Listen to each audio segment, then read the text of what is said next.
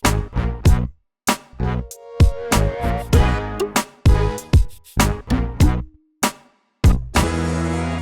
everyone, this is Mike, and I'm an alcoholic. Welcome to the Sober Living Podcast. If you're new here, I'm glad you found us. And if you've been here before, well, welcome back. Hey, quick disclaimer. I am a member of Alcoholics Anonymous, but I don't represent them. The opinions I share are my own. Today's message comes from the Daily Reflections for July 14th and is based on page 74 of the 12 Steps and the 12 Traditions. I reworded the passage to avoid any copyright issues. Today's message tells us, I used to think humility meant being knocked down a peg or feeling ashamed of myself. Today I see it differently. Humility is what helps me find peace and serenity. You know, humility is one of those words that I never really understood when I first came into AA. I thought it meant putting myself down, admitting I wasn't good enough, or believing everyone else was somehow better than me. That's not a very appealing idea, and thankfully, that's not what I found in recovery.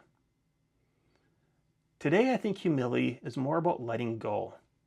Letting go of always needing to be right. Letting go of trying to control every damn situation.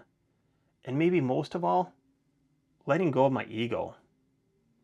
You know, when I was drinking, I carried a lot of anger and resentment around inside of me. If someone embarrassed me, criticized me, or I thought they treated me unfairly, I'd replay those moments over and over in my head. I'd convince myself I was right and they were wrong.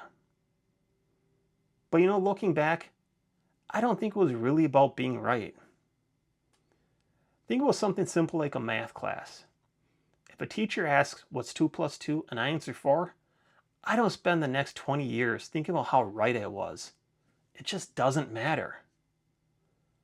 The truth is, I don't remember being right, but I remember feeling hurt. What sticks with me are the times I felt embarrassed, the times someone hurt my feelings, made me feel small, or bruised my ego. Those are the moments I held on to. My ego would just scream, how could they do that to me? But recovery has slowly taught me that not everything is about me. Now, don't get me wrong, that doesn't mean people never do hurtful things, because sometimes they absolutely do. But I have a choice about whether I keep carrying that hurt around inside of me. One area where I still see that is in my own life is with my family. We've all said and done things over the years that hurt each other, and to their credit, they've actually tried to make amends with me throughout the years. We made up and our relationship is much better today than it ever has been before. The problem though is me. I realize that I'm still hanging on to some of those old resentments. That's not on them anymore. That's on me. Because as long as I'm focused on what happened years ago, or have convinced myself, yeah, but they were wrong too, I don't have to look at my part. And that's my ego talking. Humility asks me a different question. It asks, what was my part? Where do I owe an amends?